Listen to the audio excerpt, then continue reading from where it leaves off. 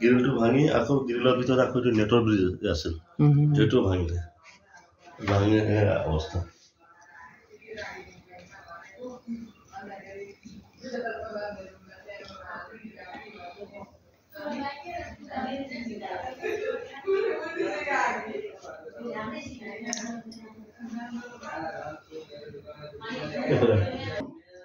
কোনো নাছিল আমি দিল্লী গৈছিলো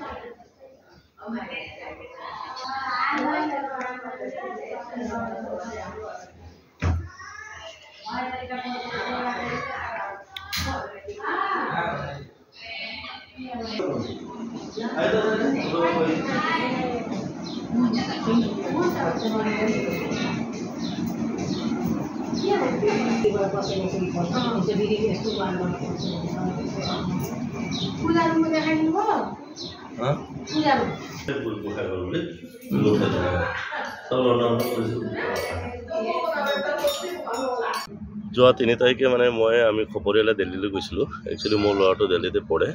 তাক আমি হোষ্টেলত থ'বলৈ গৈছিলোঁ আমি ইয়াৰ পৰা 3 তাৰিখে ৰাতি গ'লোঁ আজি আহি পালোঁ আহি এতিয়া ঘৰত প্ৰায় 11টামান বজাত ঘৰ পালোহি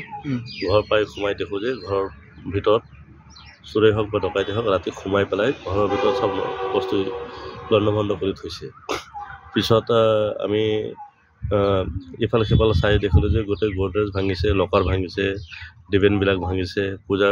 গোঁসাই ঘৰো ভাঙিছে সিহঁতে সোণ আৰু কিবা পইচা পাতি বিচাৰিছে গোটেই ঘৰখনৰ ভিতৰত আমি কোনো নাছিলোঁ এতিয়া কথাটো এইটো হ'ল যে প্ৰায় ঘৰখনত মোৰ ইমান পইচা পাতি নাছিল প্ৰায় 30-40 হাজাৰ টকা আছিল আৰু সোণৰ অলংকাৰো ইমান এটা নাছিল এইখিনি অলপ চলপ নিছে কিন্তু আৰু পাটৰচোৰ এজন নিছে এতিয়া কথাটো হ'ল যে আমি চুলুং অঞ্চলত সঘনাই আজিকালি 2-3 দিনৰ পৰা এই প্ৰায় এমাহমানৰ পৰা কাৰোবাৰ ঘৰত গৰু ৰাতি হ'লে চুৰি হয় কাৰোবাৰ ঘৰত ছাগলী চুৰি হয় কাৰোবাৰ ঘৰত চোৰ সোমায়